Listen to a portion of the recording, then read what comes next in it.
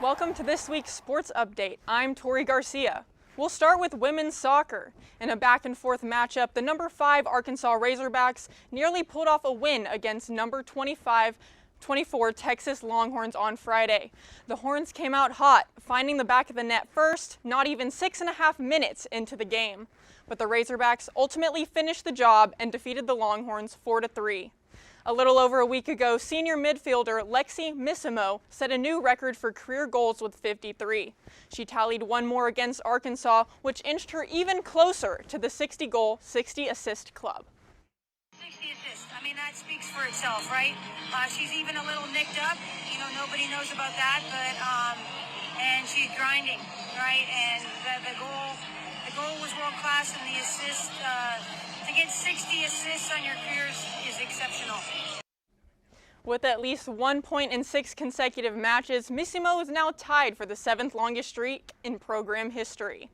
The Razorbacks are not the only top 5 team the Longhorns faced this weekend, and what could have possibly prepared fans more for the primetime Texas versus Georgia Bulldogs game than bringing College game day to the 40 acres. Some football fans made their way to the tower before the sun came up on Saturday morning to watch Pat McAfee, Nick Saban, and other ESPN personalities live. The broadcast ran from 8 to 11 a.m., and around wrap-up time for the show, each announcer made their College game day predictions. Every announcer projected the Longhorns to win, and every single one of them were wrong. Texas football dropped from number 1 in the AP polls to number 5 after losing to the Bulldogs. The game got out of hand early on Saturday night at DKR Stadium for the Longhorns. Not only did backup quarterback Arch Manning replace Quinn Ewers at the end of the second quarter, but Texas entered the locker room at halftime trailing 23-0. Ewers ultimately returned for the entirety of the second half and finished 25 of 43 passing for 211 yards with 2 touchdowns and 1 interception. Despite the minor comeback and bottle-throwing fiasco from the student section, the Horns lost their first game of the season, 30-15. But while one Texas team lost the Dogs, another put them in a cage.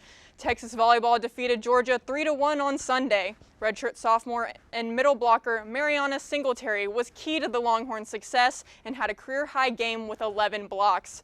Singletary credits her teammates for her continued improvement this season. I think that just goes to show how hard our team works. It's always about next play, next moment to score, play long game, long rally. Just taking it 1 point at a time and trusting each other and building confidence in that. The Longhorns lost their first SEC game of the season on Wednesday to rival Texas A&M and will now have a long break until their next matchup on November 1st.